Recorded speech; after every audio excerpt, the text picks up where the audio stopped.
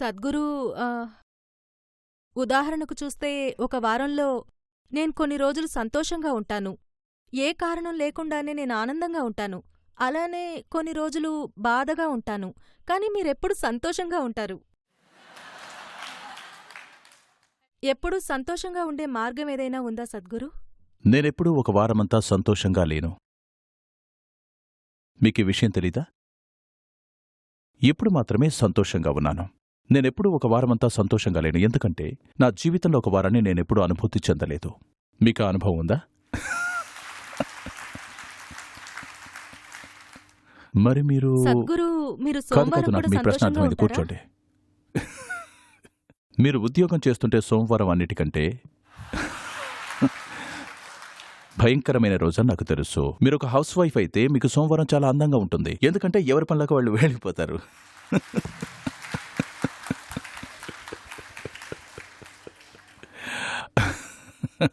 మీరేం చేస్తారనే దాని మీద ఆధారపడి ఉంటుంది. మీరొక సమతుల్యమైన జీవితాన్ని జీవిస్తున్నారు. కొద్దిగా కష్టాలు, అదే కట్టమిట్ట అంటారు కదా, అలాంటిదే. మీరు దాని గురించి వినే ఉంటారు కదా. కొత్త సంవత్సరం వచ్చినా సరే దక్షిణ భారతదేశంలో కొద్దిగా వేప పువ్వును కొంచెం బెల్లంతో కలిపి తినమంటారు. ఎందుకంటే సమంగా ఉండాలి. సోమవారం నుంచి మంగళవారం, బుధవారం, గురువారం మీకు కాస్త బోరు కొడుతుంది. శుక్రవారం, శనివారం, ఆదివారం మీరు సంతోషంగా ఉంటారు. అది మీరొక ఉద్యోగం చేసేవాళ్ళైతే, మీరొక హౌస్ వైఫ్ అయితే ఈ రోజులనటు మార్చుకోవచ్చు.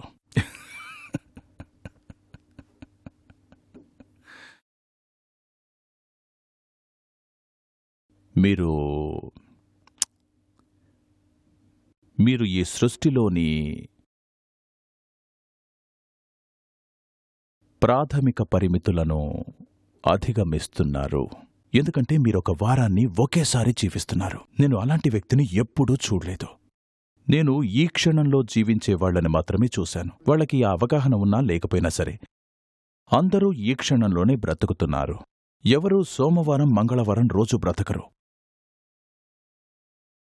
జనం, నేను ఇంతకుముందే చెప్పినట్లు, ఈ సృష్టిలో లేనివాళ్లు, మానసికులుగా తయారైన వాళ్లు ఎన్నో సంవత్సరాలు బ్రతుకుతారు. కొంతమంది ఒకేసారి సంవత్సరం బ్రతుకుతారు, ఒకేసారి దశాబ్దం బ్రతుకుతారు, ఒకేసారి శతాబ్దం బ్రతుకుతారు, కొంతమంది అయితే కొన్ని యుగాలు బ్రతుకుతారు.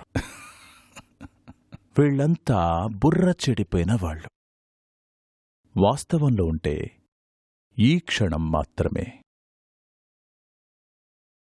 మీకు ఈ క్షణాన్ని ఎలా నిర్వహించాలో తెలిస్తే మొత్తం అనంతాన్ని నిర్వహించడం తెలుస్తుంది. మీకు ఈ క్షణాన్ని ఎలా నిర్వహించాలో తెలియకపోతే అప్పుడు మీరు మీ సోమవారం, మంగళవారాన్ని ఎలానో నిర్వహిస్తున్నారని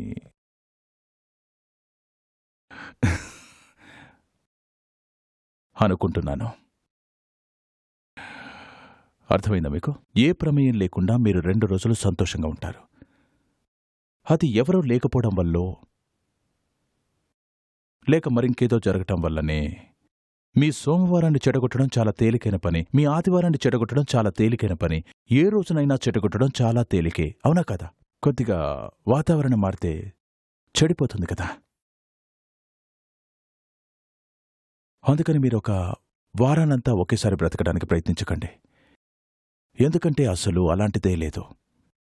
ఒక రోజు, ఒక గంట, ఒక రోజు, ఒక వారం, ఒక నెల, ఒక సంవత్సరం, ఒక దశాబ్దం, ఒక శతాబ్దం, ఒక మిలీనియం, లేక ఒక యుగం.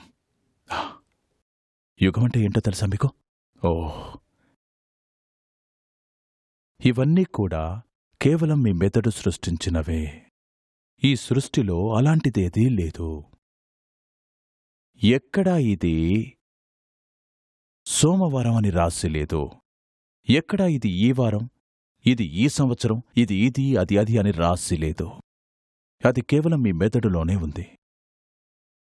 ఈ విభజనను కేవలం మన సౌకర్యం కోసం, కొన్ని విషయాలను మనం మర్చిపోకుండా ఉండడానికి చేసుకున్నవే. మనం సృష్టించినవే మనల్ని శాసిస్తున్నాయి. ఈ సులువైన సౌకర్యాలను మనం సృష్టించుకుంది ఏం జరుగుతుందనే దానికి మన మెదడులో ఒక గుర్తు ఉండడానికే. కాని మీ జీవితానుభవపరంగా ఇవన్నీ వాస్తవాలు కాదు. ఈ గుర్తులన్నీ కల్పితాలే. మనం ఎలా ఉన్నామనేది తెలుసుకోవడానికి, మనం ఎలా ఉన్నామో అనేది తెలుసుకోవడానికి మన జీవితంలో కొన్ని పనులు చెయ్యడానికి వీలుగా సృష్టించాం.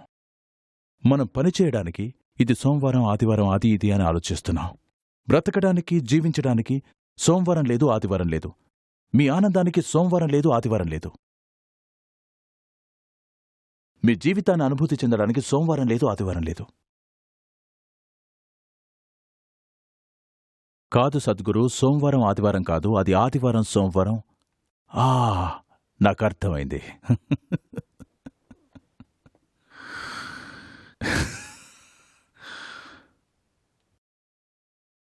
మనం మన సౌకర్యం కోసం సృష్టించుకున్నవే కొంతకాలం తర్వాత మనల్ని శాసించడం మొదలు పెడతాయి. ఒక తేలికైన సాధనాన్ని, మీరొక నిజాన్ని, వాస్తవాన్ని చేస్తున్నారు. అది వాస్తవం కాదు.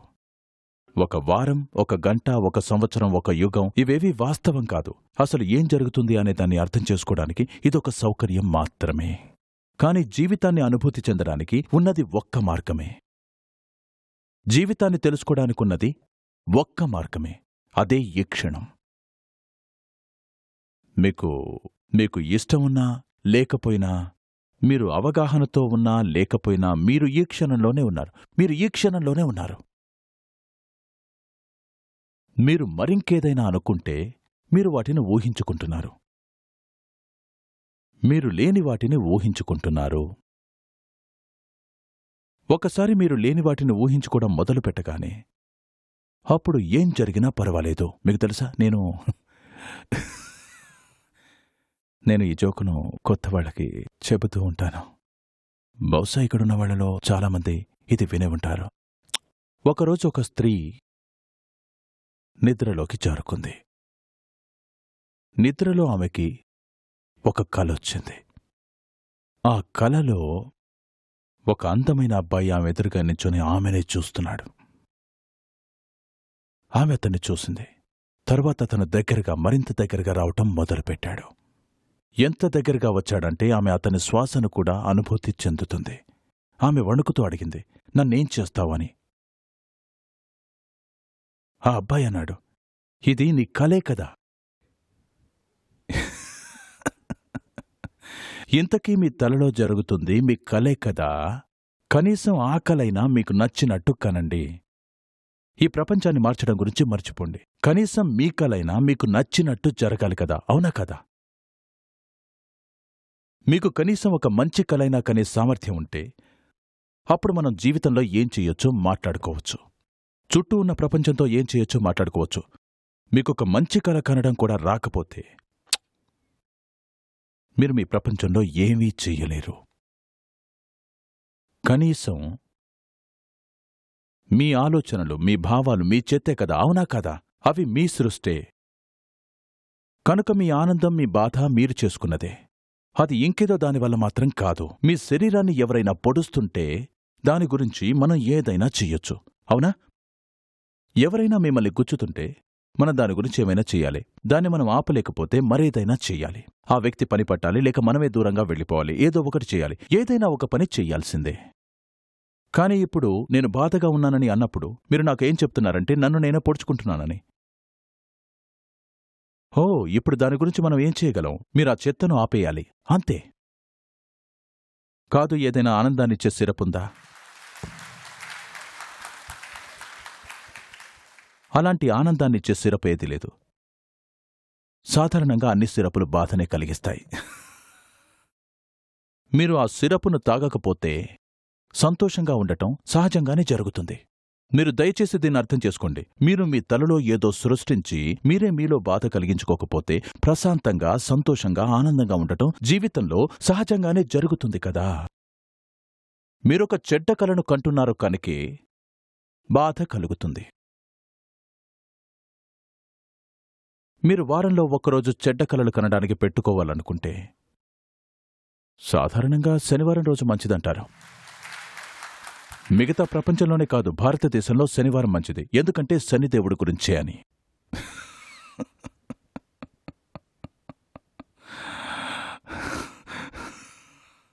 మీరు కనుక చెడ్డ కలలు కనాలనుకుంటే వారంలో ఒక్కరోజు ప్రయత్నించండి, అది కూడా శనివారం. మీకు హారర్ సినిమాలు ఆనందించడం తెలిస్తే మీ పీడకలల్ని కూడా మీరు ఆనందించవచ్చు కదా. అందుకని మీకది నచ్చితే, మీరు ఆ రకమైతే మీకు మీరే సృష్టించుకోండి. అది మీరు దాన్ని ఆనందిస్తుంటే మాత్రమే, లేకపోతే మాత్రం కాదు. దీన్ని మనం ఎంతో పెద్ద విషయం చేశాం కదా. ఇది మనిషికి చాలా సహజమైంది. దయచేసి గమనించండి. మనిషికి ఆనందంగా ఉండటం అనేది చాలా సహజమైంది. ప్రశాంతంగా సంతోషంగా ఉండగలగటం అనేది మనం కనిపెట్టాల్సిందో, శ్రమపడాల్సిందో, సృష్టించాల్సిందో, లేక ఆధ్యాత్మిక సాధన చేస్తే వచ్చేదో కాదు. ఇలాంటిదేమీ లేదు. మీ బుర్రను మీరు చెడగొట్టుకోవడం మానేస్తే మీరు ఆనందంగానే ఉంటారు. కాని ఎలా? చూడండి, ఇదే పిచ్చి. ఎలా అని మీరు అడుగుతున్నారంటే, మీరేదో చెయ్యాలని అనుకుంటున్నారు కదా. ఇప్పటికే మీరు చేస్తుంది ఎంతో గందరగోళాన్ని సృష్టిస్తుంది. కొద్దిసేపు ఈ మూర్ఖత్వాన్ని ఆపండని అంటున్నాను. కాని ఆపటం ఎలా? దీన్ని మనమెందుకు ఓసారి చూడకూడదు? అది ఎందుకలా పరిగెడుతూ ఉంటుంది? మీ మనసెప్పుడు ఎందుకు పరిగెడుతూ ఉంటుంది? ఎందుకంటే మీకు అసలు సమస్య ఏమిటో దాన్ని పరిష్కరించాలని లేదు. మీరు మేకప్ చెయ్యాలని అనుకుంటున్నారు. మీ బాధల నుంచి తప్పించుకోవాలనుకుంటున్నారు. సంతోషంగా ఉండాలని కాదు. ఈ రెంటినీ సరిచేసుకోమని నేనంటున్నాను. మీ అనుమతి లేకుండా మీ మనసు ఇవన్నీ చేస్తుంది. అది సంతోషమైనా లేక బాధ అయినా దాన్ని పరిష్కరించండి. అది మీకు ఏం కావాలో అది చెయ్యాలి. లేకపోతే అది సరైన మనసు కాదు కదా. మీకు ఏం కావాలో అదే చేస్తుంటే, ఈరోజు మీకు బాధగా ఉండాలని ఉంటే అందులో సమస్య ఉంది. అలానే ఆడుకోండి. ఇవాళ మీకు ఆనందంగా ఉండాలని ఉంటే అలానే ఆడుకోండి. కానీ మీ మనస్సు 100% మీరు చెప్పిందే చేస్తుంటే, 100% మీరు మీకోసం సహజంగానే ఉత్తమమైంది సృష్టించుకుంటారని నేను నమ్ముతాను. మీ పక్కింటి వాళ్ల గురించి మాట్లాడడం లేదు, నేను మీ గురించే మాట్లాడుతున్నాను. వాళ్ళను ఏం చేస్తారనేది మనకు తెలీదు. దాని గురించి ఏ భరోసా లేదు. కానీ మీ వరకు మీరు మీకు ఉత్తమమైనదే చేసుకుంటారని నేను నమ్ముతున్నాను. నేను సరిగ్గానే అనుకుంటున్నానా? నేను సరైన దారిలోనే ఉన్నానా? అవునా? కనీసం మీ వరకు మీరు మంచే చేస్తారు కదా. అత్యంత ఆనందాన్ని ఇచ్చేవే చేస్తారు కదా. కనుక ఇప్పుడు సమస్య మీ బాధలు కాదు. మీ సమస్య మీ సంతోషం కూడా కాదు. అసలు సమస్యేమిటంటే మీ ప్రాథమికమైన సామర్థ్యం సరిగ్గా పనిచేయటం లేదు. ఇక్కడ పిచ్చి అనేదే సమస్య. గతి తప్పిన మనస్సును సాధారణంగా పిచ్చనే కదా అంటారు. ఇప్పుడు ఎంత అదుపు తప్పితే పిచ్చి అని అనవచ్చు? అది ఒక సామాజిక సమస్య. మీకు పిచ్చి అని ముద్ర వెయ్యాలంటే మీరు ఎంత అదుపు తప్పి ఉండాలి? ఇదొక సామాజిక సమస్య. ఆశ్రమంలో మీకు ఒక్క ఆలోచన వచ్చినా మీకు పిచ్చి కిందే పరిగణిస్తారు. అర్థమైందా? కోయంబత్తూరు దాటిన తర్వాత మీ జుట్టు పీక్కుంటుంటే అప్పుడు మీకు పిచ్చని అంటారు. మీరిలా బాధగా కూర్చొని ఉంటే సాధారణమైన వాళ్ళే అనుకుంటారు. కాదు, నేనలా అనుకోను. నేనైతే రోజులో ఒక్క క్షణం మీరు బాధగా ఉన్నా సరే దాన్ని పిచ్చి అంటాను. క్షణికంగా మాత్రమే. ఎందుకంటే మంచి మరియు పిచ్చి రెండూ క్షణికమే. ఎందుకంటే జీవితం కూడా క్షణికమే కదా. కొన్ని క్షణాలు మీరు పిచ్చిగా ఉంటారు, కొన్ని క్షణాలు మీరు బానే ఉంటారు. దీన్ని మేము ఎంతో మెచ్చుకుంటున్నాం.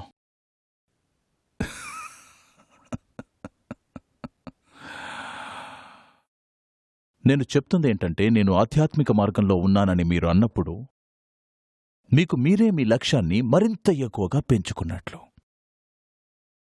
మీరిక్కడ ఒక కడ్డీని పెట్టి దానిమీద నుంచి దూకితే మీరొక ఛాంపియన్ అని అనుకుంటున్నారు. అది మీ ఇష్టమే.